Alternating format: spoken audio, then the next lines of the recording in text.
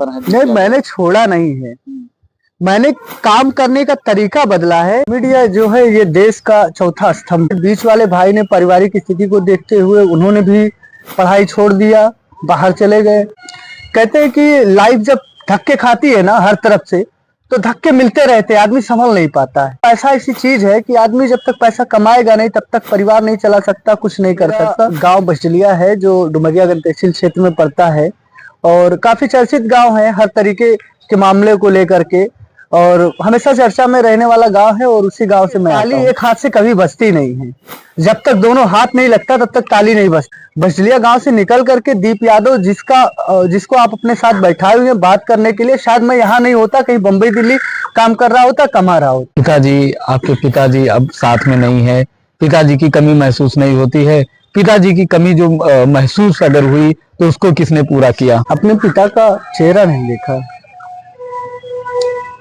मैं बहुत छोटा था तभी मेरे पिता एक्सपायर हो गए, करीब 1 से 1.5 मंथ का था। लेकिन मेरे जो बड़े भाई थे दिलीप यादव, उन्होंने बड़े भाई का भी और पिता का भी, दोनों का भार अपने कंधे पे ले करके पूरे परिवार को उन्होंने ही चलाया। कभी उन्होंने एहसास नहीं होने दिया कि पिता होता गाड़ी का नाम मेरे बड़े भैया है। सबसे बड़ा एग्जाम्पल जो मैंने इस कहानी में आपको पहले मैंने बताया है। जिम्मेदारी का नाम मतलब कि मेरे बड़े भैया हैं। जिम्मेदारी होती क्या है, निभाई कैसी जाती है, उनसे कोई सीखे। उनकी जिम्मेदारी से सीख ले करके घर कैसे चलता है, वो मुझसे कोई सीख। किस पार्टी को सपोर्ट करते हैं? देखिए, समर्थन का बात है तो हर व्यक्ति कहीं ना कहीं से जुड़ा। मेरी समाजवादी पार्टी नहीं, मेरी अपनी कैसे, वो तो अखिलेश यादव की पार्टी है और अखिलेश यादव अच्छे नेता हैं जो समाज के लिए वो भी काम कर रहे हैं, और योगी जी भी है वो भी अच्छे नेता है, वो भी काम कर रहे हैं, करते हैं। यार मैं जाहिर सी बात है हिंदू हूँ, सनातनी हूँ, तो धर्म को अपने हर व्यक्ति मानता है। लेकिन ये नहीं कि मैं अपने धर्म को मानता हूँ तो किसी धर्म को अपशब्द बोलता हूँ, उनके धर्म का सम्मान नहीं करता हूँ, सबका करता हूँ। मैं अगर दीपावली में शुभकामनाएं लगाता हूँ तो मैं ईद पे भी लगाता हूँ। बात है, अक्सर पत्रकार कोर्ट कचहरी का चक्कर लगाते हैं, मैंने भी लगाया है, आप भी लगाए हैं। कोई शेर बन रहा था तो अगर कोई शेर बनेगा तो उसके आगे 1.25 शेर तो बनना ही पड़ता है, क्योंकि अगर आप कमजोर होंगे तो शेर आपको खा लेगा। हर बाप का एक बाप होता है, जिसे हम दादाजी। वो यादव है तो वो अखिलेश का है, वो भाजपा का नहीं है। तो दोनों में, सैयदा में और राघवेंद्र प्रताप सिंह में, दोनों में सबसे अच्छा कौन? ये अपने कार्यकर्ताओं को लेकर के, अपने लोगों को लेकर के एकदम स्ट्रिक्ट रहते हैं, कभी बर्दाश्त नहीं करते राघवेंद्र प्रताप सिंह। लेकिन लोगों में ये निराशा है कि एक जनप्रतिनिधि था जिसको हमने लाया चुना, और मुझे जो उम्मीद थी इनसे, जो हमको मिलना चाहिए था, वो नहीं मिल पाया। जो कभी थाने का चक्कर ना लगाया हो, उसे एक बार थाने पे जाना पड़े तो 4 लोगों से पहले बात करता है जाने के लिए, तब वो थाने पे जा पाता है। बहुत सारी घटनाएं ऐसी सामने आई हैं, लोग देखे हैं कि ये बैकफुट पर नजर आई हैं। जो जवाब राघवेंद्र प्रताप सिंह सवाल इनके खिलाफ करते हैं, खड़ा करते, वो जवाब नहीं दे पाती है। मैं बता रहा हूँ उनके साथ भी घटनाएं हो जा रही है, तो जो वो खुद के लिए नहीं लड़ पा रहे तो आम इंसान के लिए कैसे लड़ेंगे? कि सैयदा जो है 60 गांठ की राजनीति कर रहे हैं डुमरियागंज। राजनीतिक व्यक्ति कोई किसी का पर्सनल या परमानेंट दुश्मन नहीं होता है, और वो हर कोई एक दूसरे से जुड़ा होता है, कोई परमानेंट दुश्मन नहीं होता राजनीति। वो बोलते हैं, साथ में बैठ के चाय पीते हैं, मतलब दोनों लोग एक ही हैं। दोनों नहीं, कोई भी राजनेता हो, कोई भी राजनीतिक व्यक्ति हो, राजनेता हो, अगर किसी घर कार्यक्रम होगा तो क्या उसके घर नहीं जाएगा? क्या वो अपने घर पे बुलाएगा, इन्वाइट करेगा तो नहीं जाएगा? जाएगा, बिल्कुल जाता है। अब जनता को समझना चाहिए कि किसी का कट्टर समर्थक बन के लाठी लेके दौड़ना और किसी के लिए वोट करना विकास के नाम पे वो अलग चीज है, किसी के लिए लाठी लेके रोड पे उतरना वो अलग बात। आप खुल के कह दो ना कि नेता के बेटे लाठी लेके, झंडा लेके, डंडा लेके सड़कों पर नहीं उतरते, केवल गरीब का बेटा। वो जो निकलता है उसको समझना चाहिए ना, मैं क्यों जाऊं, किसी के लिए लाठी लेकर मुझे क्यों जाना है। और आपको बता दें, पूरे देश में आप घूम लेंगे, नेता खाली उत्तर प्रदेश में है, गांव में हर घर में एक नेता है। तो जिस प्रदेश में हर घर में एक नेता हो, है ना, तो लेके झंडा तो घूमेगा ही ना। हमारे साथ बेबाकी से पत्रकारिता करने वाले डुमरियागंज के रहने वाले दीप यादव जी हमारे साथ हैं। मैं इनसे बात करूंगा, इनका मीडिया जगत का जो सफर था कैसा रहा। दीप यादव जी कहाँ के रहने वाले हैं, दीप यादव जी का सफर कैसा था, कितनी पढ़ाई किए, और अभी तक का उनका जो जीवन है मीडिया जगत का वो कैसा है। दीप यादव जी, देखा जा रहा है इस समय मीडिया को कई तरीके से देखा जाता है। मीडिया को गोदी मीडिया कहा जाता है, बिकाऊ मीडिया कहा जाता है। आप भी पत्रकार हैं, फील्ड में काम करते हैं, क्या ओपिनियन है, किस तरीके से लोग बिहेव करते हैं आपके साथ? जैसा कि बताओ, मीडिया मीडिया जो है ये देश का चौथा स्तंभ है। ये एक बुलंद आवाज मानी जाती है लोगों के लिए, लोगों की मदद के लिए, लोगों की आवाज बनने के लिए, जो आवाज बन करके लोगों की मदद करते हैं। हमारा भी सफर कुछ ऐसा ही रहा। सन 2012 20 दिसंबर सन 2012 से मेरा सफर शुरू हुआ। मेरे ही गांव के रहने वाले राशिद फारूकी, जो रिश्ते में मेरे चाचा भी लगते हैं, उनके साथ मेरा सफर 2012 से शुरू हुआ। घर से लेकर के ऑफिस का, ये मेरे पढ़ाई के दौरान का सफर था। जब मैं उनके साथ निकला तो शायद मैं अपने क्षेत्र के बारे में बहुत बेहतर से नहीं जानता था, लोगों के बारे में नहीं जानता था, राजनीति के बारे में नहीं जानता था, लोगों से जुड़ी समस्याओं के बारे में नहीं जानता था। उनके साथ मैं जुड़ा। करीब ये सफर मेरा 2 साल ऑफिस पे ये गुजर गया, लोगों को पहचानते हुए, देखते हुए कि समाज क्या है, कैसे काम होता है, कैसे लोग रहते हैं। इस सफर के साथ 2 से ढाई साल मेरा बीता। फिर मैं फील्ड में कैमरा लेकर के फर्स्ट टाइम निकला एक स्टोरी करने के लिए। नहर विभाग पे काम चल रहा, सफाई के दौरान वहां पर जो है काम को गलत तरीके से किया जा रहा, उसमें मुझे भेजा गया कि आप जाओ, इसको शूट करके लेकर आओ। तब मुझे वहां ये नहीं पता था कौन सी शॉट कहाँ से लेनी थी। मैं वो शॉट लेकर के आया, ऑफिस पहुंचा। चाचा ने देखा, कहा कि आपने कैमरा कैसे चलाया है, और मैंने कहा कि अपने हिसाब से मैंने ठीक किया, लेकिन जो शॉट चाहिए था वो नहीं मिला। तो उन्होंने मुझे समझाया कि इस तरीके से काम करना चाहिए, ऐसे करना चाहिए। वहीं से मेरी सीख जो है, फर्स्ट टाइम मेरे हाथ में कैमरा आया था, जो पहली बार मैं विजुअल कलेक्ट करने गया था। वहां से लगातार उनकी सीख मिलती रही और काम करने का तजुर्बा उनसे सीखते सीखते जो है हम चलते रहे। जी। ये तो अभी मीडिया की बात हुई। अब आप कहाँ जन्मे, आपके पिता का क्या नाम है, आपकी क्वालिफिकेशन क्या है, कितने भाई हैं, परिवार कैसा, परिवार की स्थिति कैसी थी? जैसा कि आपको बता दूं, बहुत पहले मेरे घर में और सारे लोग जो है बाहर नहीं रहते थे, शहरों में नहीं रहते थे। मेरे बड़े भैया, जिनका नाम दिलीप यादव है, हम 3 भाई हैं, दिलीप यादव, संदीप यादव और दीप यादव। मेरी माता जी हैं, चाचा हैं, एक बहन है, और अभी तो फैमिली बड़ी हो गई है। उससे पहले जो है, उस दौरान भैया केवल बाहर रहते थे। हम लोगों की पढ़ाई जो है भैया की कमाई से चलती थी, और पूरा घर भी चलता था उन्हीं की कमाई से। भैया हाई स्कूल तक पढ़ाई करके पढ़ाई उन्होंने छोड़ दिया और वो बाहर चले गए कमाने के लिए। लेकिन उन्होंने बहन को, हम दोनों भाइयों को पढ़ाया। हम लोगों की पढ़ाई चल ही रही थी, फिर बीच वाले भाई ने पारिवारिक स्थिति को देखते हुए उन्होंने भी पढ़ाई छोड़ दिया, बाहर चले गए। लेकिन भैया ने कहा कि तुमको पढ़ना है, तुम पढ़ो। मैं पढ़ाई करता रहा, ग्रेजुएशन तक मैंने फाइनल किया। ग्रेजुएशन से पहले इंटर में ही मैं पढ़ाई के दौरान ही मीडिया लाइन से जुड़ गया, और यहाँ से कुछ चीजें सीखता रहा, पढ़ाई भी करता रहा, सीखता रहा और समाज को देखता रहा। मेरा ग्रेजुएशन कंप्लीट होने के बाद मैंने देखा कि बहुत सारे लोग मेहनत कर रहे हैं, पढ़ाई कर रहे हैं, जिनकी मतलब 100% पढ़ाई में दिलचस्पी है, वो मेहनत कर रहे हैं, उनको भी सफलता नहीं मिल पाती है। और मैं थोड़ा सा पढ़ाई में वीक भी था, इस वजह से मैंने ग्रेजुएशन के बाद पढ़ाई छोड़ दिया। भैया ने कहा आगे तुमको क्या करना है, तो मैंने कहा भैया मेरी पढ़ाई बस यहीं तक है, अगर मुझे कुछ करना ही है, जो मैं पढ़ाई में 4 साल 5 साल लगाऊंगा, वो मुझे आप पैसे देना बिजनेस के लिए, और वो मैं पैसा बिजनेस में लगा करके कोई बिजनेस करूंगा, उसको आगे लेकर जाऊंगा। कहते हैं कि लाइफ जब धक्के खाती है ना हर तरफ से, तो धक्के मिलते रहते हैं, आदमी संभल नहीं पाता है। मैं सन 2020 में भैया के दिए हुए पैसे से एक दुकान मैंने खोला, cosmetic shop and gift centre. Media line से जुड़ा रहा, लेकिन खोला कि एक साइड बिजनेस होगा जो काम परिवार को चलाने के लिए और परिवार के आगे ले जाने के लिए एक हेल्प होगा, जहां से पैसा आएगा। लेकिन वो लॉकडाउन का समय था 2020 का, उसके दौरान मैंने लॉकडाउन खत्म होने के बाद खोला, और जैसे ही 4 महीने दुकान चली, फिर उसके बाद दोबारा से 2021 में लॉकडाउन आ गया। तो लॉकडाउन वाला दौर कैसा था, पूरा देश देखा, सभी लोगों ने देखा उस मंजर को कैसा रहा। इसी सब में उलझ करके मेरी दुकान चल नहीं पाई। दुकान चलने के लिए समय देना होता, और मैंने करीबन 2 साल उस दुकान को दिया, लेकिन वो दुकान नहीं चल पाई और दुकान मुझे बंद करना पड़ा।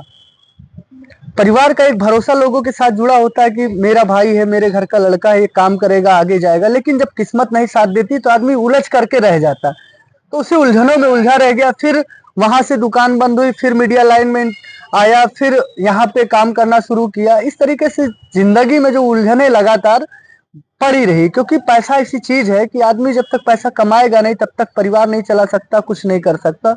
तो ये हर किसी के साथ होता, वही मेरे साथ भी होता रहा। आपने बताया नहीं किस गांव से रहने वाले हो। ये मैं आपको बता दूं, मेरा गांव बचलिया है जो डुमरियागंज तहसील क्षेत्र में पड़ता है, और काफी चर्चित गांव है हर तरीके के मामले को लेकर के, और हमेशा चर्चा में रहने वाला गांव है, और उसी गांव से मैं आता हूँ।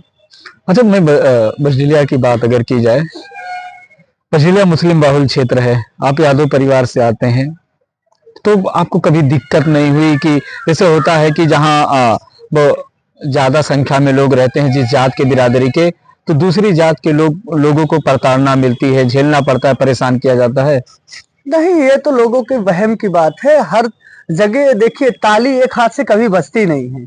जब तक दोनों हाथ नहीं लगता तब तक ताली नहीं बजती है। तो वैसे ही मामला है कि अगर कोई आदमी छेड़ेगा और आप उसमें उलझोगे, तो जब उलझोगे तो कहीं ना कहीं विवाद होगा। और अगर कोई चीजें, कुछ चीजें होती है, आदमी को अवॉइड करना पड़ता है आपसी संबंध बनाने को लेकर के। तो आपसी भाईचारा है, मिल करके रहते हैं, ऐसी कोई बात नहीं है। अगर ऐसी कोई बात होती तो आज बजलिया गांव से निकल करके दीप यादव, जिसको आप अपने साथ बैठाए हुए हैं बात करने के लिए, शायद मैं यहाँ नहीं होता, कहीं बम्बई दिल्ली काम कर रहा होता, कमा रहा होता जी।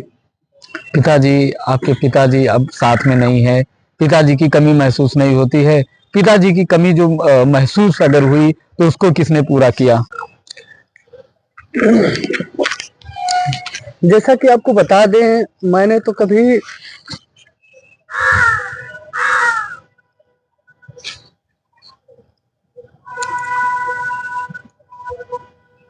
अपने पिता का चेहरा नहीं देखा। मैं बहुत छोटा था तभी मेरे पिता एक्सपायर हो गए, करीब 1 से 1.5 मंथ का था।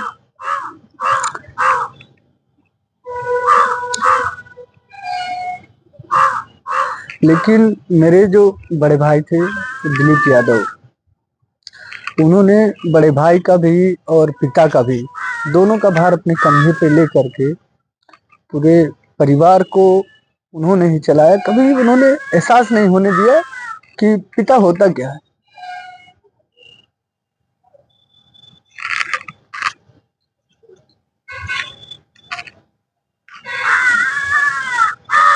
और मुझे पिता की कभी कमी ही नहीं खली, क्योंकि जो मेरे बड़े भैया हैं दिलीप यादव ने, कभी वो कमी मुझे खलने ही नहीं दिया कि मतलब मेरे पिताजी नहीं हैं। उन्होंने सारी जिम्मेदारी, पूरे परिवार की जिम्मेदारी अपने कंधे पे ले रखी थी, और कभी एहसास ही नहीं होने दिया कि पिता क्या होता है, चाहे वो शिक्षा को लेकर हो या पहनावे के लेकर के हो, रहन सहन को लेकर के हो। कभी किसी चीज की मतलब कमी नहीं खलने दी। और आपने एक वर्ड और बोला है कि बजलिया गांव के बारे में, तो मैं आपको बता दूं, एक कहानी मेरे परिवार से जुड़ी है गांव को लेकर के। मेरे बड़े भाई दिलीप यादव की शादी मतलब हो चुकी थी, गौना आया था, करीब ये सन 2009 की बात है। उस दौरान मेरे घर के आगे छपरे का वो था, क्योंकि पीछे का घर बना हुआ था, आगे छपरा रखा हुआ था। उस दौरान मेरे घर में आग लग गई, और हम लोग वहां से गांव पे पहुंचने ही वाले थे, और तब तक सूचना मिली कि घर में आग लग गई है। घर पर कोई नहीं था, केवल महिलाएं थी। मेरा पूरा गांव उस आग को बुझाने में लग गया, और बुझा करके वहां इस तरीके से साफ सफाई को कर दिया कि जब दुल्हन घर पे पहुंची तो वहां ऐसा कोई माहौल ही नहीं दिखा कि मेरे घर पे आग लगी थी। ये मतलब मेरे गांव की कहानी है। तो ऐसा कोई बात नहीं है, मेरा गांव है और मेरे लोग हैं, हमेशा साथ में रहते हैं, कभी ऐसी कोई बात नहीं। बजलिया आमतौर से जो है सुर्खियों में रहता है, राजनीति हो, लड़ाई झगड़ा हो, मारपीट हो, अक्सर उस तरीके से देखा गया है।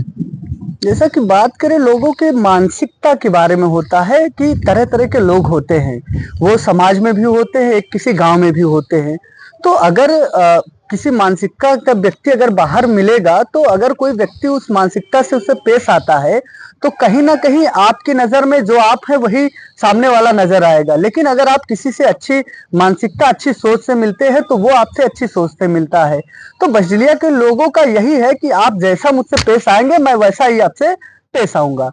तो वो हर व्यक्ति में होता है। अगर मेरे साथ ही कोई अच्छे से पेश आएगा तो मैं अच्छे से पेश आऊंगा, अगर मेरे साथ कोई गलत तरीके से पेश आएगा तो मैं गलत तरीके से पेश आऊंगा, और जब मैं किसी के साथ गलत तरीके से पेश आऊंगा तो मुझे गलत कहेगा। तो ये सोच की बात है कि आदमी किसी गांव के प्रति, किसी व्यक्ति के प्रति कैसी सोच रखता है, और उस सोच पर ही निर्भर होता है कि इसकी गांव के बारे में, व्यक्ति के बारे में लोगों की क्या सोच है। तो ऐसा कुछ नहीं है, गांव में सब अच्छे लोग हैं, और जो अच्छे लोग हैं, कुछ हैं मान लो, तो अगर कोई बुरा है तो उसके लिए वो बुरा है, इसलिए वो भी बुरा हो जाता है। ऐसा नहीं कि पूरा गांव बुरा है, सोच के ऊपर है लोगों के। हर जगह लोग पाए जाते हैं, कुछ अच्छे कुछ बुरे। जी। कौन सी ऐसी खबर रही जो आप कवर करने गए फील्ड में और आपको ऐसा लगा कि अब मुझे जान से मार दिया जाएगा? नहीं, जान की बात नहीं है, लेकिन कुछ ऐसी कहानी हुई कवरेज के दौरान। पहला तो मैं बता दूं, अपने ही डुमरियागंज तहसील की कहानी एक बताता हूं। सुरेंद्र मिश्रा जी थे, एसडीएम डुमरियागंज थे, और वो लगभग 14 या 15 की कहानी है, मैं बता रहा हूँ। मैं बहुत दुबला पतला सा था, लेकिन काम करने हर जगह जाता था। तो वो दिमाग में था कि मैं मीडिया से हूँ और मुझे अपना काम करना है। सामने कौन है, मैं कभी किसी को देखता नहीं था कि वो कौन व्यक्ति सामने है जहां मुझे कवरेज के लिए जाना है। और थोड़ी सी मतलब वो नासमझी भी थी, लड़कपना था, नासमझी थी। एक खनन का कोई मामला था बरनी चापा क्षेत्र का, और उसी मामले में मैं एसडीएम डुमरियागंज के आवास पे पहुंचा। तब मुझे ये नहीं पता था कवरेज मुझे ऑफिस में करना है, आवास में करना है, वो नासमझी थी मेरी। और ठंडा का समय था, और वो अपने आवास के अंदर जो है बेंच लगा करके वहां बैठे हुए थे। मैं गया, बताया मीडिया से हूँ और सर इस मामले में आया हूँ, आपसे बयान लेना है। तो मुझे तो ये पता था कि ये एसडीएम है और इनकी जिम्मेदारी है, इनसे सवाल पूछना है इस पर, और मुझे लेके आना है। तो मैं कैमरा लेके गया था और कैमरा रोल किया, विजुअल कर रहा था, और उन्होंने डायरेक्ट मना किया कि नहीं दे सकता हूँ। मैं कंटिन्यू कैमरा रोल किए रहा और अपनी चेयर से उठे अंदर जाने लगे, और जब मुझसे बोले कैमरा बंद कर लो, मैंने नहीं बंद किया, और वो मेरे ऊपर भड़क गए कि अभी कैमरा रखवा लूंगा, ये करवा दूंगा, है ना, और तुम। तो फिर उन्हीं के जो अर्दली हैं वो मुझे पहचानते थे, उन्होंने कहा कि आप बंद कर लीजिए कैमरा, रुक जाइए बात करते हैं। तो मैंने कहने पे बंद कर दिया, लेकिन एसडीएम साहब मुझे रोकते रहे और मैं माना नहीं, कैमरा उनके ऊपर ताना रहा, और वो विजुअल्स मैंने कलेक्ट कर लिया। तो जैसे मेरी छोटी सी गलती हुई कि मैं उनके आवास में गया, लेकिन उनकी गलती ये हुई कि अभी आपका कैमरा रखवा लेंगे, ये करवा देंगे, इस तरीके की मतलब भाषा उन्होंने इस्तेमाल किया। और वो विजुअल्स बड़े बड़े चैनलों पे, नेशनल चैनलों पे चलने लगा, पूरा एकदम हाहाकार मच गया। उस दौरान डीएम थे सुरेंद्र सर, उन्होंने उन तक बात गई, उन्होंने फोन किया राशि चाचा को कि अरे ये क्या हो गया, क्या मामला है, कैसे क्या। तो बताया गया पूरी कहानी कि लड़का गया था बाइक लेने के लिए और वो बदतमीजी करने लिए लगे, क्योंकि लड़का समझ लो थोड़ा सा नासमझ है, तो वो जिम्मेदार थे, उनको उस हिसाब से देखना चाहिए था, है ना। तो वो ऐसी कहानी थी। और एक कहानी और है जो मैं बताता हूँ, ये लगभग 2018 की कहानी है। लखनऊ से एक पेपर कटिंग आई खनन के मामले को लेकर के, और उस समय जो है 1 से 1.5 साल हुआ था योगी सरकार का, और खनन पर एकदम सख्त आदेश था कि खनन नहीं हो सकती है। जहां पर खनन का जो है टेंडर पास होता था वहीं खनन होता था।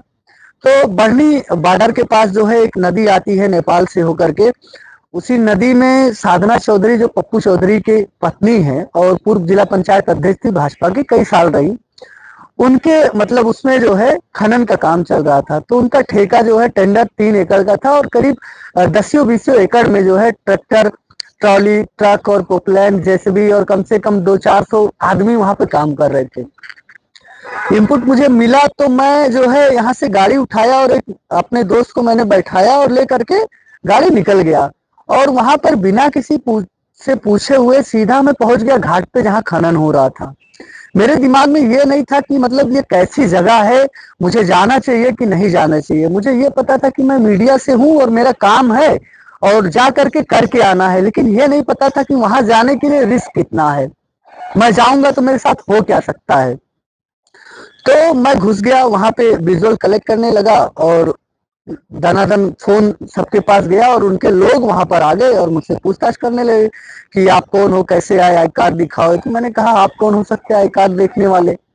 तो उन्होंने एक वर्ड इस्तेमाल किया कि यहाँ पर कोई एसडीएम नहीं आता है, कोई पुलिस वाला नहीं आता है, और आप कैसे आ गए। तो मैंने कहा कि वो उनका सिस्टम है, अपना काम उनको करना चाहिए, वो नहीं आते तो अपना काम नहीं कर रहे हैं, लेकिन ये मेरा काम है और मैं करने के लिए आया हूँ और कर रहा हूँ।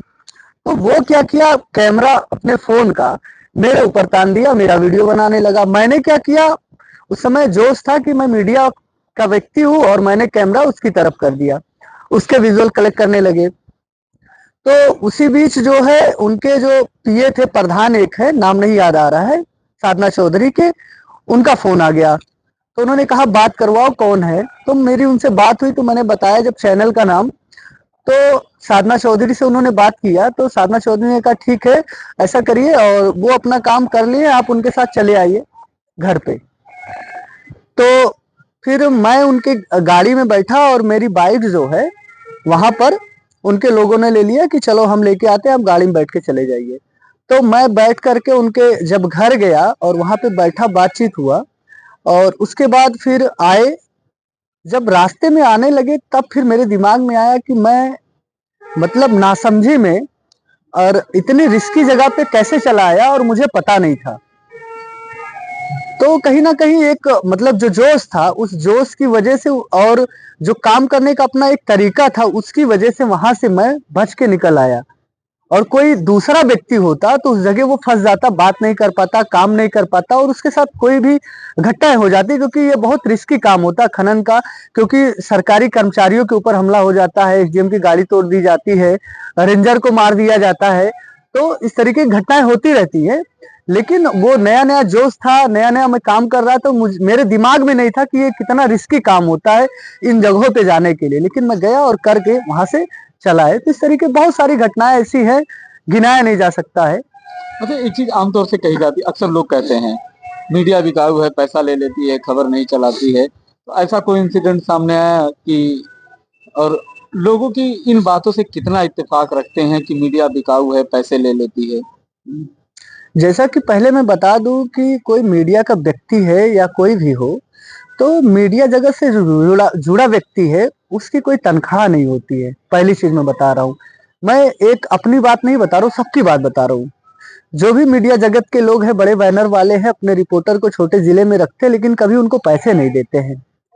उनके साथ एक जुड़ा होता है वेश, जिसका नाम विज्ञापन है, एडवर्टाइजमेंट है। उस पर उनको कमीशन की बात तय होती है कि आप अगर मेरे लिए एड लेकर के आएंगे तो आपको इतने % कमीशन मिलेंगे, और आपको उसमें से कुछ नहीं मिलना है। सालों साल खबर करनी है, एक खबर, एक स्टोरी तैयार करने में 200 से 500 रुपए एक व्यक्ति के चले जाते हैं, एक स्टोरी तैयार करके चैनल पे भेजने के लिए। और चैनल पे आदमी भेजता है लेकिन उसका भी उसको पैसा नहीं मिलता है। तो आदमी अपनी जेब से खर्च करके चैनल के लिए काम करता है, लेकिन चैनल जो बड़े बैनर वाले, वो कभी अपने रिपोर्टर, अपने पत्रकार के बारे में कभी सोचते नहीं है। अगर व्यक्ति क्षेत्र में काम करके लोगों से भाईचारा सामंजस्य बना करके काम ना करे तो वो काम नहीं कर पाएगा, परिवार नहीं चल पाएगा। परिवार नहीं चल पाएगा। लेकिन ऐसा नहीं होता है कि आप उसी का फायदा उठा करके किसी से आप काम करिए। होता है कोई बुलाता है तो खुद समझता है कि इनको कहीं से सैलरी नहीं मिलती है। जो समझदार व्यक्ति है वो खुद कहता है कि भैया आप आए हैं और आपका पैसा खर्च हुआ होगा, मैंने आपको बुलाया है अपने कार्यक्रम में, तो खुद उस व्यक्ति का सम्मान करता है ये देखते हुए। अच्छा, लेकिन इसी में कुछ ऐसे भी लोग हैं, ऐसा नहीं है कि जो उसको बेस बनाते हैं, है ना, बेस बनाते हैं कि नहीं मुझे इस तरीके से काम करना है, वो कहीं ना कहीं गलत होता है। और ये पत्रकारिता केवल एक समाज सेवा ही है। अगर कोई सैलरी नहीं, एक समाज सेवा है। जो भी व्यक्ति इसमें फंसता है उससे इज्जत तो मिलती है समाज में, जो ईमानदारी से काम करता है उसे इज्जत तो मिलती है, लेकिन उसका जो है बैकअप उसको नहीं मिल पाता, चलने फिरने का सहारा नहीं मिल पाता, वो उसी में उलझा पड़ा रह जाता है। अच्छा, मैंने देखा है वर्षों तक लोग मेहनत करते हैं आगे बढ़ने के लिए, लेकिन उलझे पड़े रह जाते, बढ़ नहीं पाते हैं। मैं एक चीज मैं देखा हूँ, आमतौर से देखा जाए, अगर आदमी को काम करवाना है, मीडिया को बदनाम करके रखें, गोदी मीडिया, दलाल मीडिया पैसे लेके खबर रोक देती है, पैसे वसूलती है। जी अक्सर लोग जब छोटा से छोटा काम होता है थाने पर जाते हैं, ब्लॉक पे जाते हैं, तहसील पे जाते हैं, किसी अधिकारी से मिलते हैं, 10-20 हजार 50 हजार रुपए देने में उनको किसी तरीके की हिचकिचाहट नहीं होती है। वहीं अगर मीडिया को देना हो 2 हजार 5 हजार 500 1 हजार रुपए, तो उसमें उनकी नानी मरने लगती है। नहीं, ऐसी कोई बात नहीं है। नानी और ये सब वर्ड जो है ये बात नहीं है। मामला ये होता है, आदमी को ये पता होता है मैं किसके चंगुल में फंसा हूँ। पहला चीज दिमाग में ये होता है कि मैं फंसा किसके चंगुल में हूँ। तो वो पहले 100% ये देखता है कि मैं जिसके चंगुल में हूँ पहले उससे कैसे निपटा जाए, कैसे बचा जाए। क्योंकि जब कोई व्यक्ति किसी केस में किसी जगह पे जब फंसता है तो उसका दिमाग नहीं काम करता। वो पहले तो सोर्स लगाता है हर तरफ से, वो डायरेक्ट मिलता है। जब उसका काम नहीं होता तो फिर वो आता है चौथे स्तंभ के पास कि मैं हर जगह से भटक करके आ गया हूं, मेरी नहीं सुनी जा रही है। फिर मीडिया का रोल आता है, फिर उनकी आवाज बनने का काम मीडिया का वो व्यक्ति करता है जो उस केस से पहले बहुत दूर रहता है। जिसका केस होता है वो भटकता है, फिर आकर के पहुंचता है कि सर मुझे ये समस्या है, मैंने यहाँ यहाँ पर जा करके फरियाद लगाई लेकिन मेरी सुनी नहीं जाती है। तो मीडिया का रोल यहीं से शुरू होता है। फिर मीडिया का व्यक्ति उनकी आवाज बनने की कोशिश करता है, उनकी समस्याओं को सुनता है, फिर जो अधिकारी है जिनकी जिम्मेदारी है उन तक पहुंचाता है कि सर ये मामला है, ये व्यक्ति पीड़ित है और आपके इस विभाग के व्यक्ति के पास इनका मामला है और इनकी नहीं सुनी जा रही है। तब जाकर के उस व्यक्ति की सुनवाई होती है। फिर अगर कोई व्यक्ति है ये सोचता है कि मैं इतनी ठोकरें खाया हूं, मेरा काम नहीं हो रहा था, इनकी वजह से मेरा काम हो गया है, तब जाकर के वो व्यक्ति उनके बारे में सोचता है। और बहुत इंसिडेंट ऐसे होते हैं कि व्यक्ति आदमी पीछे पीछे लगा रहता, परेशान रहता, उनके लिए हर कुछ सब कुछ करता है। वो बहुत सारे पैसे कहीं भी खर्च कर देते हैं लेकिन जिससे उसका काम होने वाला उसके पीछे खर्च करना वो नहीं चाहते। बात तो वही हुई ना, अधिकारियों को पैसे दे देते हैं बिना काम के, लेकिन जब एक पत्रकार दौड़ता है, फील्ड करता है, उसको तेल के पैसे देने में फिर मैं कह रहा हूँ उनकी नानी मर जाती है। ये तो लोगों को सोचना चाहिए कि अगर कोई व्यक्ति आपके लिए दौड़ता है, आपके घर से लेकर के आपके तहसील मुख्यालय, आपके जिला मुख्यालय तक दौड़ता है, कवरेज करता है, अपने रुपए खर्च करता है, तो उनको खुद सोचना चाहिए कि जो भी इनका खर्च लग रहा है वो हम मुहैया करवाए, क्योंकि ये मेरे लिए काम करते हैं। ना चैनल इनको तेल का पैसा देता है, ना इनको सैलरी देता है। और ऐसा भी नहीं है कि हर कोई नहीं करते हैं, ये जानते हैं कि ये लोग हमारे लिए ही, समाज के लिए ही काम कर रहे हैं और इनका कहीं से और इनकम का रास्ता नहीं है कि इनको कहीं से पैसा मिलेगा। तो बहुत सारे लोग हैं, देते हैं लोगों को पैसा, ऐसा नहीं है कि नहीं देते हैं। और कुछ लोग ऐसे हैं जो सोचते हैं, लोगों की एक मानसिकता है कि लोग ऐसा करते हैं। लेकिन ये भी मैं कहूंगा कि पत्रकारिता जगत से भी जुड़े कुछ ऐसे लोग हैं जो कुछ गलत काम करते हैं जिसकी वजह से पूरा समाज गंदी नजर से देखा जाता है। मीडिया लाइन में थे, काफी उतार चढ़ाव हुआ, जिसके साथ जुड़े उसको छोड़ना पड़ा, अलग रह रहे हैं, तो कितनी कठिनाइयां हुई, कैसे सफर शुरू हुआ, आज कहाँ पर है? नहीं, मैंने छोड़ा नहीं है, मैंने काम करने का तरीका बदला है। मैंने देखा कि बहुत से सारे संस्थानों में मैं पहला चैनल ज्वाइन किया था, इंडिया 24/7 लाइव टीवी, जो लखनऊ से चलता था। उसके मालिक हैं सुनील वर्मा जी। उनके साथ मैं करीब सन 2018 या 19 के दौरान मैं उनके साथ पहली बार एक प्लेटफॉर्म से जुड़ा था जहां से मैंने काम करना चालू किया। मैंने इंडिया 24/7 लाइव टीवी में काम किया, मैंने न्यूज वर्ल्ड में काम किया, आर्यन टीवी में किया, प्राइम न्यूज में किया, इंडिया वैसे बहुत सारे संस्थानों के लिए मैंने काम किया। और लगातार दो बड़े बैनर, मैं उनका नाम नहीं लेना चाहूंगा, जिनके साथ मैं काम करता था, राशि चचा के, उन बैनर के लिए मैं लगातार स्टोरी बनाता था और टीवी पे हमेशा देखता था काम कैसे होता है, सीखता था। उनके लिए स्टोरी कवर करके मैं देता था और सीखता था। और सीखते सीखते मैंने बहुत सारी दौर से गुजरा, उतार चढ़ाव जिंदगी में आया। फिर मेरे दिमाग में आया कि क्यों ना जिस प्लेटफॉर्म के लिए मैं काम कर रहा हूँ और इतने वर्षों का, दशकों का अनुभव काम के फील्ड में है मेरे पास, तो क्यों ना कोई ऐसा प्लेटफॉर्म लॉन्च किया जाए अपने जिले से, अपने लोकल से, कि उस प्लेटफॉर्म को आगे लेकर जाया जाए और जो मेरी समस्या थी उसी समस्या को देखते हुए लोगों को भी इससे जोड़ा जाए और कुछ ऐसा काम किया जाए कि मेरा भी प्रॉफिट हो और लोगों का भी हो जो मेरे साथ जुड़ के काम कर रहे हैं। तो मैंने जो है करीब आज से 6-7 महीने पहले मैंने न्यू रखा एक प्लेटफॉर्म का, जिसका नाम है भारतवर्ष न्यूज, जो डिजिटल मीडिया का एक प्लेटफॉर्म है जिसकी मैंने न्यू रखी है। और मैंने उसको जो है अभी चैनल का काम चल ही रहा है, धीरे धीरे प्रोग्रेस हो रहा है। वो न्यू मैं रखा हूं कि उसमें जिनको जोड़ूंगा मैं, उनसे मुझे भी फायदा होगा, मेरे लिए काम करने वाले लोगों को फायदा होगा। तो मैंने एक अपना प्लेटफॉर्म स्टार्ट करने के लिए, अपनी एक व्यवस्था स्टार्ट करने के लिए वो मैंने काम किया कि इससे जो है इनकम भी होगा और लोगों को फायदा भी, और लोगों की आवाज भी उठाई जाएगी। जैसे मैं अकेले उठाता था किसी संस्थान के लिए थ्रू, अब वही आवाज सबको लेकर के मैं अपने संस्थान के थ्रू लोगों की आवाज उठाऊंगा, लोगों की समस्याओं को दिखाऊंगा, लोगों की आवाज बनने की कोशिश करूंगा, लोगों की आवाज को बुलंद करूंगा। तो ऐसा नहीं है, मैंने छोड़ा नहीं है, मैंने एक रास्ता बनाया है चलने के लिए, काम करने के लिए, और उससे वो भी बहुत खुश है। ऐसी बात नहीं है कि मतलब छोड़ने वाली कोई बात नहीं, उससे भी वो खुश है कि वही लड़का है जो कभी किसी के लिए काम करता है, वो अपना एक प्लेटफॉर्म लॉन्च कर रहा है, वो आगे लेके जाएगा। तो कहीं ना कहीं मेरे इस काम से कोई नाराजगी नहीं है, कोई बात नहीं, वो उससे बहुत खुश है, हमेशा बातचीत होती है, हमेशा मिलते जुलते हैं। मतलब आप सबके साथ हैं। बिल्कुल, जैसे मैं पहले था वैसे मैं अभी हूँ। मैं बस काम करने का थोड़ा सा तरीका है, क्योंकि मेरा एक संस्थान है, उसके लिए मुझे काम करना पड़ता है, मुझे काफी समय देना पड़ता है। और जब तक आप किसी काम के प्रति आप एकदम तैयार नहीं रहेंगे, समय नहीं देंगे, तब तक उस पर काम कैसे कर पाएंगे। किसी एक संस्था के लिए काम करना और किसी एक बड़े प्लेटफॉर्म को मैनेज करना, उसमें फर्क होता है ना। यादव बच्चे थे, बड़े हुए, बड़े होने के बाद शादी हुई।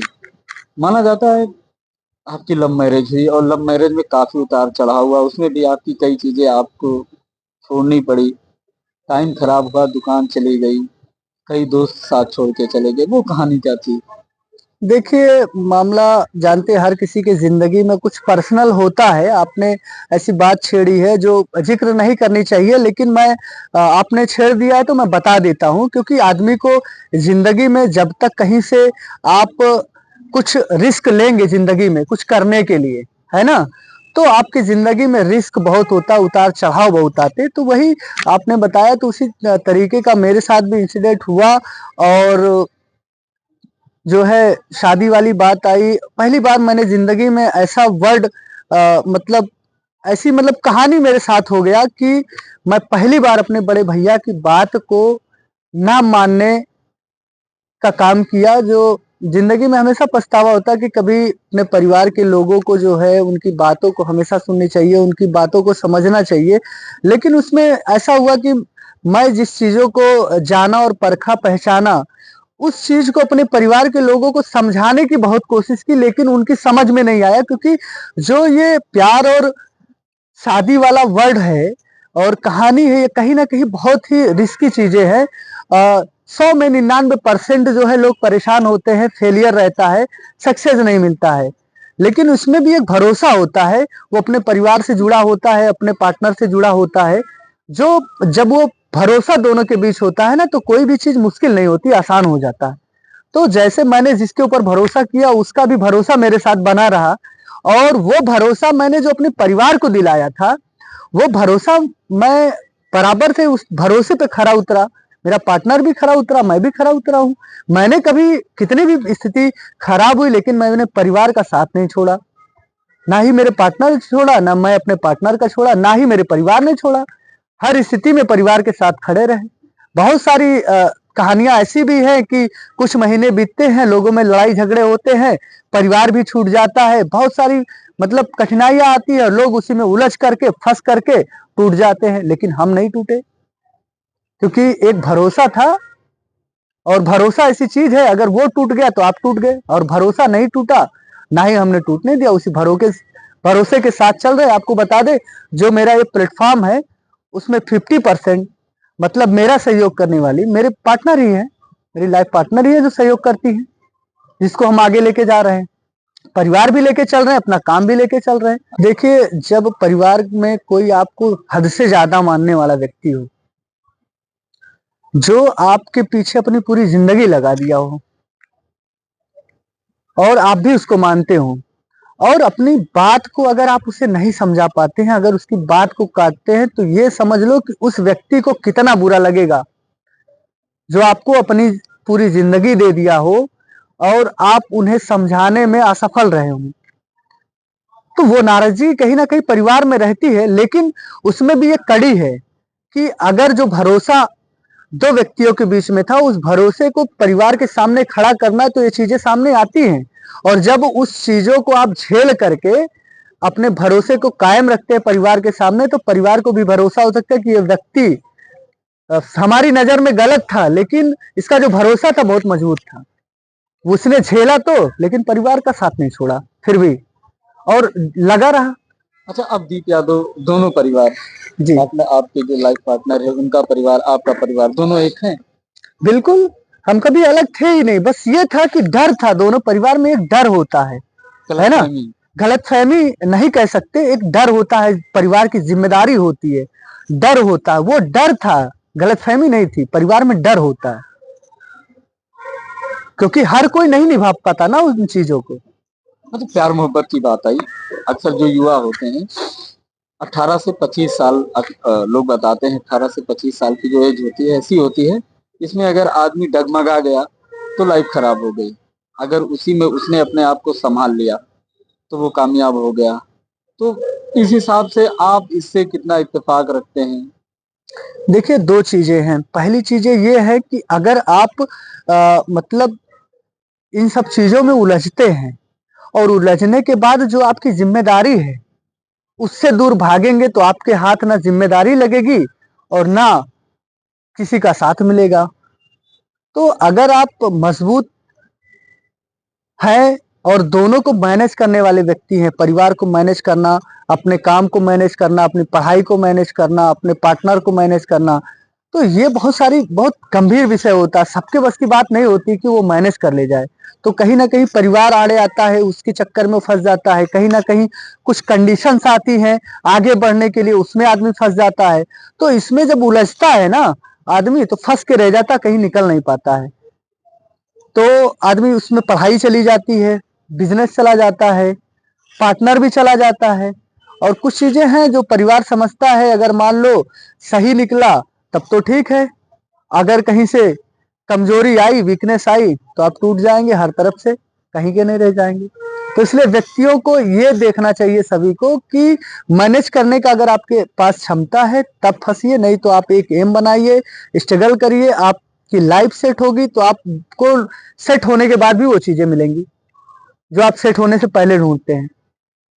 तो पहले आप अपने आप को देखिए, मजबूत होइए, है ना, स्ट्रगल करिए, मेहनत करिए, तो सारी चीजें मिलेंगी। आप मेहनत नहीं करेंगे, आप खाली घूमेंगे, तो आपको कुछ नहीं मिलेगा, आपको व्यापार भी नहीं मिलेगा, पैसा भी नहीं मिलेगा, आप जो चाहते हो भी नहीं मिलेगा। एक चीज, लोगों से क्या कहेंगे? जैसे लोग प्यार मोहब्बत करते हैं, अच्छा है या बुरा, आपके हिसाब से क्या है? देखिए, मैं कहता हूँ कि प्यार एक दिली लगाव होता है। वो जन्म से लेकर के पूरी उम्र तक अपने परिवार से होता है, अपने दोस्तों से होता है, कहीं से भी होता है। और प्यार के बीच एक और आता है, प्यार और शादी।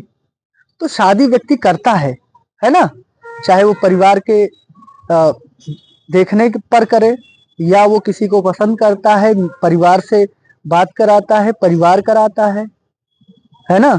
तो दोनों चीजें, एक होता है प्यार शादी के बाद होता है, एक शादी से पहले होता है। लेकिन शादी के पहले वाला प्यार हर किसी को नहीं मिल पाता।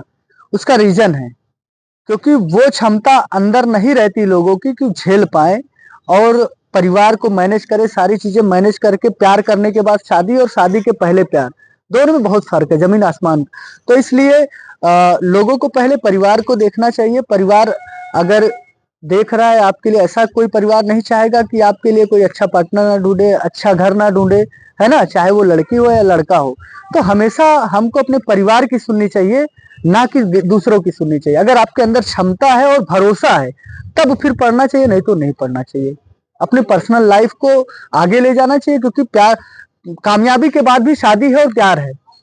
ये नहीं है कि आप शादी से पहले प्यार करते हैं और प्यार करने के बाद कामयाबी ना मिले या मिले, दोनों चीजें मिल भी सकती है, नहीं भी मिल सकती। करना चाहिए रिस्क कि है, नहीं, करना चाहिए कि नहीं? वो तो लोगों पे डिपेंड है, उनकी अपनी क्षमता क्या है वो डिसाइड आपके कर हिसाब सकते से, हैं, क्योंकि सबकी मानसिकता है। आप उसमें पढ़े, आपका कई लगभग 4 से 5 साल आपका खराब हुआ, तो करना चाहिए कि नहीं करना चाहिए? मैं तो यही कहूंगा, पहले कामयाबी, फिर प्यार, फिर शादी, है ना। क्योंकि आप कामयाब रहेंगे तो फिर आगे जाएंगे, कामयाब नहीं रहेंगे तो आप पीछे रह जाएंगे, झेलते रह जाएंगे जिंदगी भर, आगे नहीं बढ़ पाएंगे। अच्छा, एक सवाल और करना चाहेंगे। आपके हिसाब से अभी तक आपने फील्ड की, लगभग 7 8 10 साल हो गए फील्ड की जी। आपने। अरेंज मैरिज शादी अच्छी होती है या लव मैरिज, शॉर्ट में?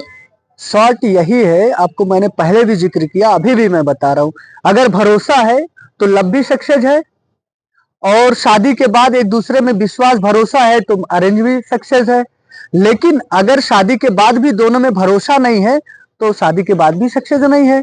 और शादी के पहले अगर लव मैरिज है तो लव जो पहले का कहानी होता है वही कहानी अगर शादी के बाद भी दोनों के बीच रहा तो लव भी सक्सेस है।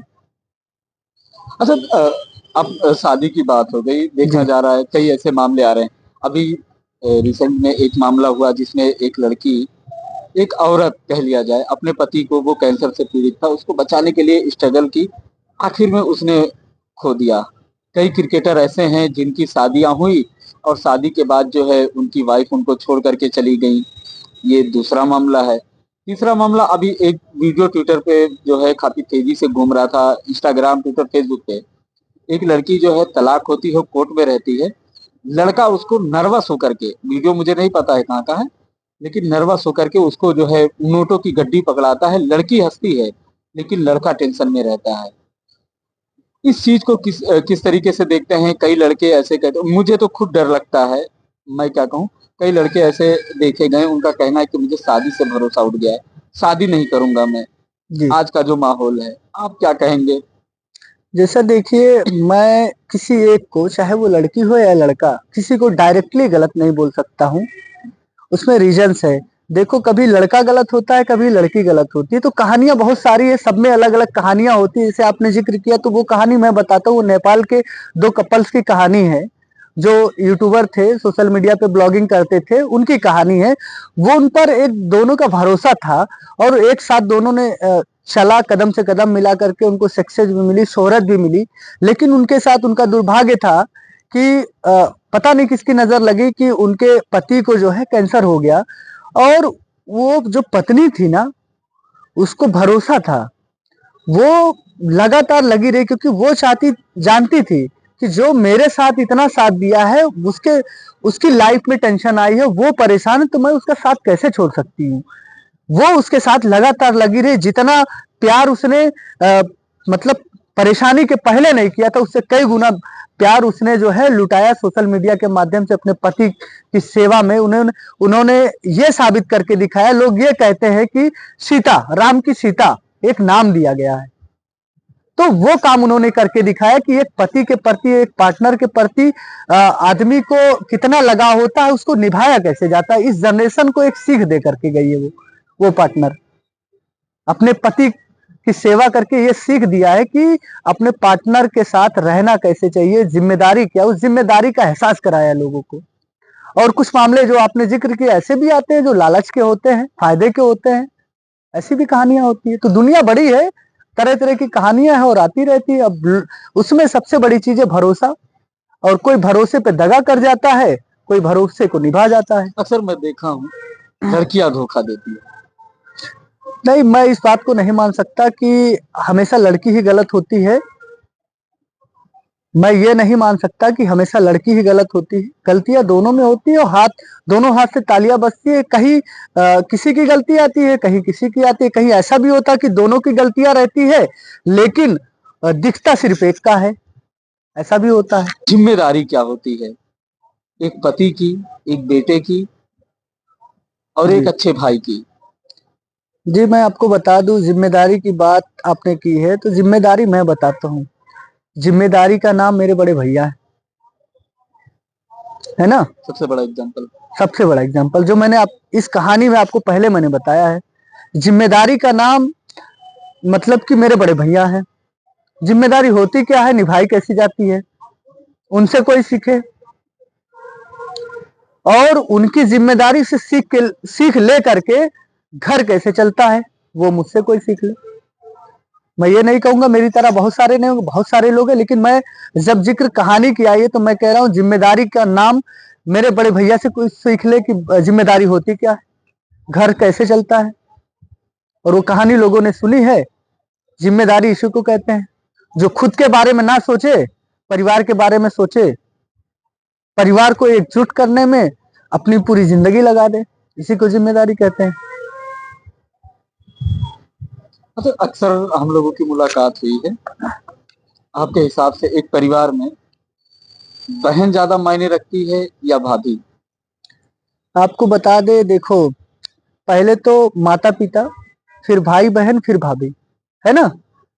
तो कहीं ना कहीं भाभी भी माँ के समान होती है। और बहुत ऐसे घटनाएं होती हैं कि बहन घर से चली जाती है तब भाभी आती है ना। और बहन जब तक घर पे रहती है तो माँ का साया बन के रहती है। और बहन के जाने के बाद अगर भाभी आई और बहन की जिम्मेदारी भाभी उठाने लगी माँ की तरह, तो बहन और भाभी और माँ में कभी कोई अंतर नहीं नजर आता है।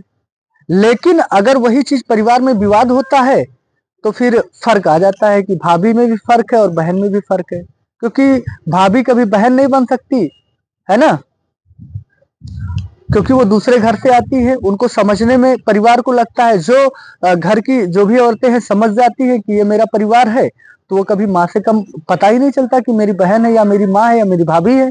और जिस परिवार की जो महिला है नहीं समझ पाती, वहां वो चीजें सामने आ जाती हैं। एक अभी तो राजनीति चरम पे है हमारे उत्तर प्रदेश में, उत्तर प्रदेश ही नहीं हमारे भारत में। जी, दीप यादव किस पार्टी को सपोर्ट करते हैं? देखिए, समर्थन का बात है तो हर व्यक्ति कहीं ना कहीं से जुड़ा होता है और वोट करने का अधिकार व्यक्ति को होता है। और वो व्यक्ति वोट करता है जिसे समझ में आता है कि समाज के लिए काम कौन करेगा, समाज के लिए समाज को आगे कौन ले जाएगा, लोगों के हित में कौन काम करता है। तो हर व्यक्ति का अपना वो होता है, अपना मतदान करने का अधिकार होता है और व्यक्ति उसको समर्थन करता है। और खास करके मैं मीडिया जगत से हूँ, और जो भी मीडिया जगत के लोग हैं, तो मीडिया जगत का व्यक्ति कभी ये नहीं दिखाता कि मैं किस पार्टी से हूँ। पहली चीज, कभी ये नहीं दिखाता कि मैं किस पार्टी से हूँ, समर्थक किसका हूँ। वो सबके साथ काम करता है और हर कोई व्यक्ति किसी ना किसी का समर्थन होता है। जो अच्छा करता है उसके लिए वोट होता है, वो मिलता है। लेकिन और कोई भी व्यक्ति परमानेंट किसी का समर्थक नहीं होता है, पहली चीज, परमानेंट नहीं समर्थक होता है। लेकिन तो वैसे हर व्यक्ति के लाइफ में है, फिर भी जो अच्छा काम करता है उसका हमेशा स्वागत रहता है। आपकी अपनी भी पार्टी मेरी समाजवादी पार्टी? नहीं, मेरी अपनी कैसे, वो तो अखिलेश यादव की पार्टी है। और अखिलेश यादव अच्छे नेता हैं जो समाज के लिए वो भी काम कर रहे हैं, और योगी जी भी है, वो भी अच्छे नेता है, वो भी काम कर रहे हैं। बस कुछ चीजें हैं कि लोगों में अंतर लोग निकालते हैं, वो अपनी अपनी प्रतिक्रिया है, लोग निकालते हैं। राम मंदिर बन गया, भारतीय जनता पार्टी ने राम मंदिर बनवाया जी, आप भी हिंदू हैं जी, तो भारतीय जनता पार्टी को नहीं या समाजवादी पार्टी को? नहीं, देखिए, वो धर्म की बात है और विकास की बात है। तो कुछ चीजें हैं, धर्म का काम किए हैं तो धर्म के जो मानने वाले हैं धर्म के हिसाब से उनको अच्छा समझेंगे। और जो राजनीतिक पार्टियां हैं जो विकास के नाम पे देखते हैं, और विकास ये भी कर रहे हैं वो भी कर रहे हैं, ये धर्म का काम करते हैं, तो धर्म के हिसाब से भी इनको लोग देखते हैं। समाजवादी पार्टी को नहीं? नहीं, बिल्कुल क्यों नहीं करते, सबको देखते हैं। जो काम करेगा उसको सब देखेंगे। लेकिन भारतीय जनता पार्टी धर्म को लेकर के ज्यादा चलती है, धर्म पर काम करती है। तो जो भी धर्म के मानने वाले हैं वो उनको उनका स्वागत करते हैं। यार, मैं जाहिर सी बात है हिंदू हूँ, सनातनी हूँ, तो धर्म को अपने हर व्यक्ति मानता है। लेकिन ये नहीं है कि मैं अपने धर्म को मानता हूँ तो किसी धर्म को अपशब्द बोलता हूँ, उनके धर्म का सम्मान नहीं करता हूँ, सबका करता हूँ। मैं अगर दीपावली में शुभकामनाएं लगाता हूँ तो मैं ईद पे भी लगाता हूँ। मैं अगर दशहरे के जुलूस में जाता हूँ कवरेज के लिए, तो मैं मुहर्रम के जुलूस में भी जाता हूँ और बारावफात के जुलूस में भी जाता हूँ, हर जगह जाता हूँ। दीप यादव को जो अच्छा काम करेगा उसी का सपोर्ट है? बिल्कुल, जो अच्छा करेगा उसका हमेशा साथ रहा, उनका सहयोग रहा है। जो गलत करते हैं ये तो सब जानते हैं। आपने एक बात की तो जिक्र ही नहीं की, कभी सवाल ही नहीं पूछा। जो काम ये है कि अगर आप गलत है तो आपके सामने मैं खड़ा हूँ, यही मेरी पहचान है, इसी से लोग जानते हैं।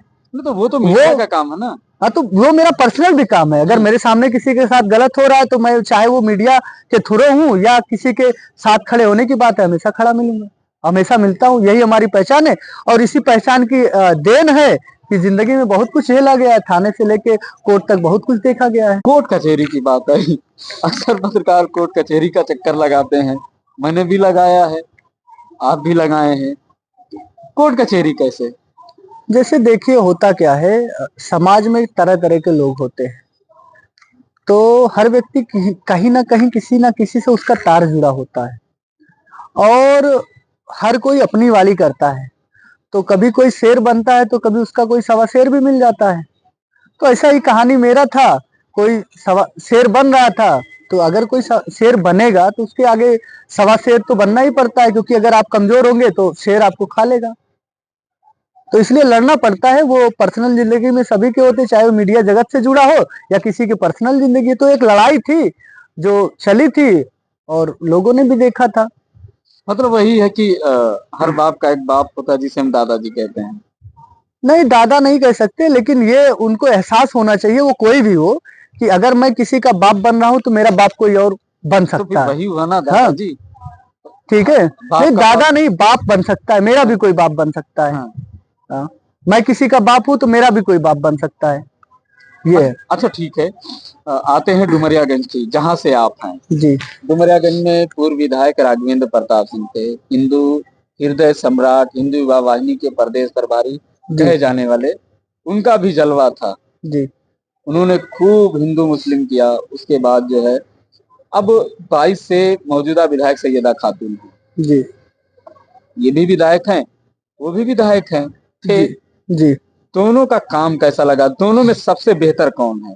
पार्टी नहीं भाई, वो आपकी पार्टी से हैं भाई। आमतौर से कहा जाता है कि अगर यादव समाज का बच्चा है, यादव समाज का कोई है, तो वो कुछ भी कर ले भारतीय जनता पार्टी के लिए, उसकी कोई सुनवाई नहीं होने वाली है। अगर उसके पीछे यादव लगा है तो वो अखिलेश यादव की पार्टी का है, जी कुछ भी कह ले।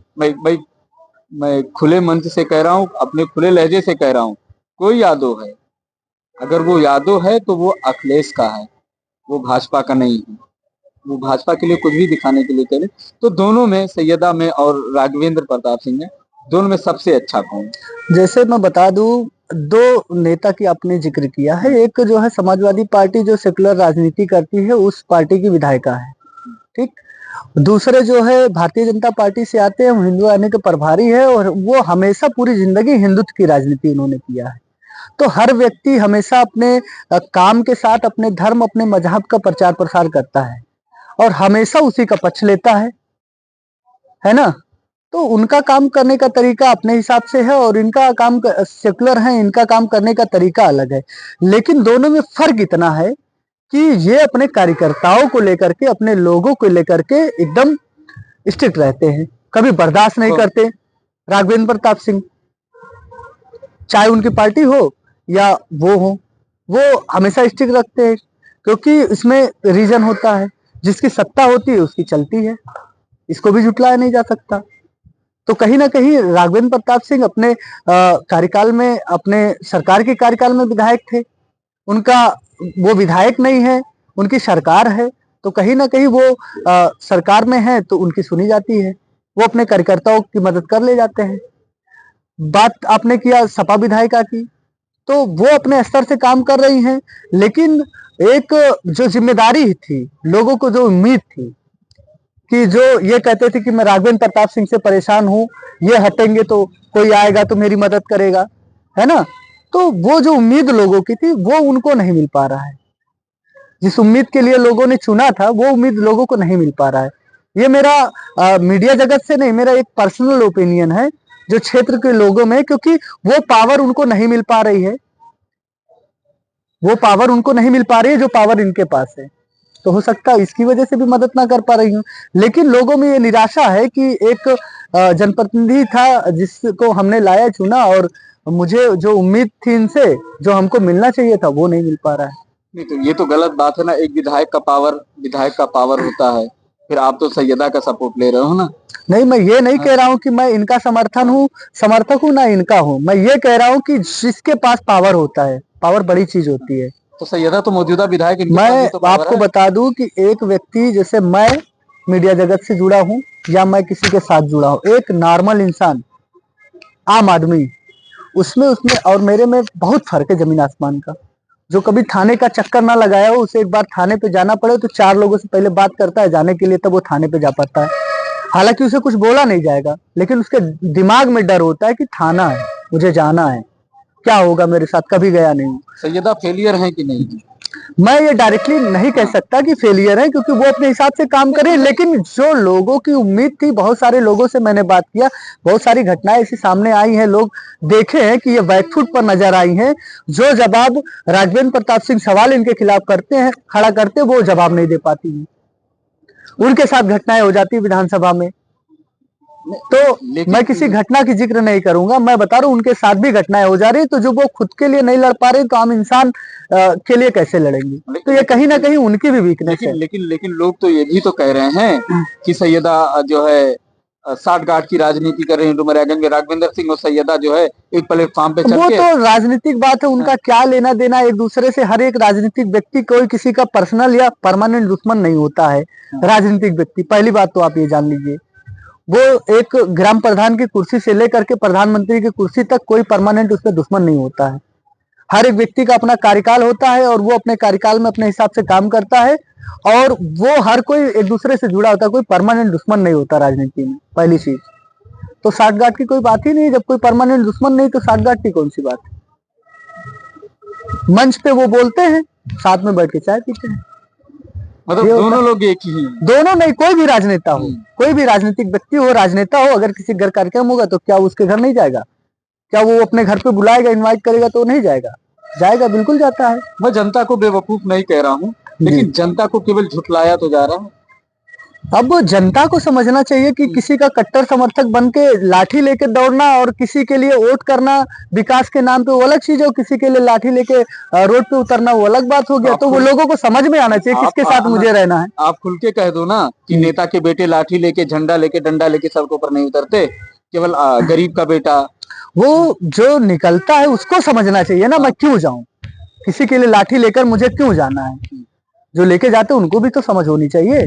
कोई जबरदस्ती थोड़ी ना बुलाता है आपको कि आइए मेरे लिए लाठी लेके मार करिए, कोई जबरदस्ती नहीं बुलाता है।